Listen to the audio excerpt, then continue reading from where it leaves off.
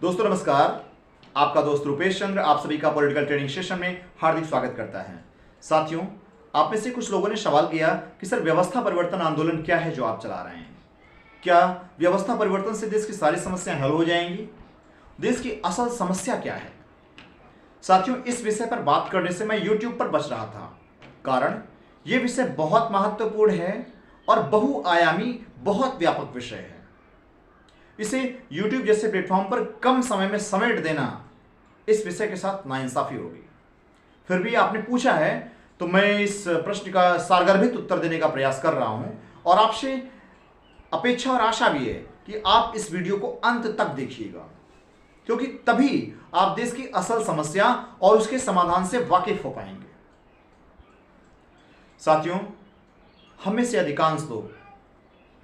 अधिकांश नागरिक देश की मौजूदा व्यवस्था में पीड़ित हैं, परेशान हैं, शोषित हैं और अपनी पीड़ा और समस्या का कारण किसी न किसी व्यक्ति को, जाति को, धर्म को या दल को मान रहे हैं, उसे दोष दे रहे हैं, उससे नफरत कर रहे हैं। साथियों, यदि हम देश की अपनी असल समस्या और उसके समाधान को जानना चाहते हैं, उस समस्या से मुक्त होना चाहते हैं, तो उसके लिए पहला काम करना होगा वो ये कि इस सत्य को स्वीकार करना होगा कि हमारी समस्याओं का कारण दूसरी जातियां नहीं हैं, हमारी समस्याओं का कारण दूसरे धर्म के लोग नहीं हैं और हमारी समस्या का कारण कोई एक दल विशेष भी नहीं है। अतः हमें किसी से भी नफरत करने की जरूरत नहीं है। और वैसे भी साथियों, प्रत्येक व्यक्ति अपनी परवरिश, परिवेश और परिस्थिति का परिणाम होता है। यदि आप जिस व्यक्ति को या जिस जाति को दोष दे रहे हैं, जिस धर्म को दोष दे रहे हैं, यदि आप उस परवरिश में, परिवेश में, परिस्थिति में पले बड़े होते तो शायद आप भी वैसी ही हरकत कर रहे होते हैं जिसके आधार पर आप किसी जाति विशेष को, धर्म विशेष को दोष दे रहे हैं। तो इतना तो साफ है कि किसी भी व्यक्ति से हमें नफरत करने की जरूरत नहीं है। व्यक्ति पैदाइशी ईमानदार है, प्रॉब्लम हमारे देश के सिस्टम में है।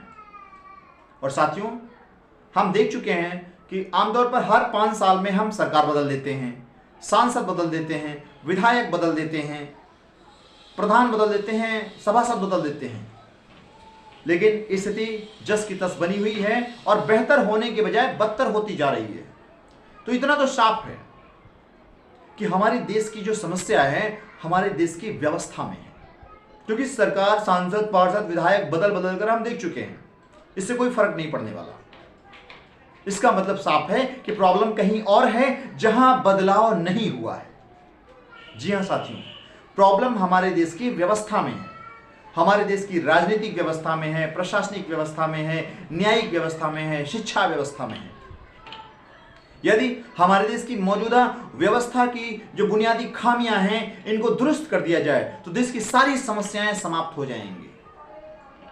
मैं बात करता हूं नंबर 1 पे राजनीतिक व्यवस्था की। साथियों, हमारी राजनीतिक व्यवस्था व्यवसायीकरण की शिकार हो गई है। जी हां साथियों, राजनीति एक धंधा हो गई है कि चुनाव में लाखों करोड़ों रुपए खर्च करो और चुनाव जीतने के बाद करोड़ों अरबों की वसूली करो। जी हां, और इस समस्या का जो समाधान है वो ये कि जनता द्वारा सीधे मुख्यमंत्री का चुनाव हो। साथियों, जिस दिन जनता के द्वारा सीधे मुख्यमंत्री का चुनाव होगा उस दिन से विधायकों की खरीद फरोख्त बंद हो जाएगी। जी हां, दल बदल की समस्या खत्म हो जाएगी, क्योंकि दल बदल या विधायकों की खरीद फरोख्त सरकार बनाने या गिराने के लिए ही होता है, मुख्यमंत्री बनाने के लिए।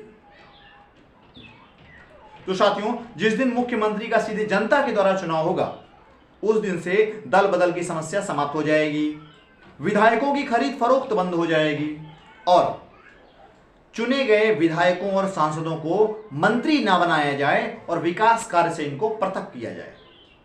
जी हां साथियों, जिस दिन से विधायकों को, सांसदों को मंत्री बनाने वाली व्यवस्था बंद कर दी जाए और विकास कार्य से इनको अलग कर दिया जाए, उस दिन से चुनाव सस्ते हो जाएंगे, राजनीति का व्यवसायीकरण खत्म हो जाएगा।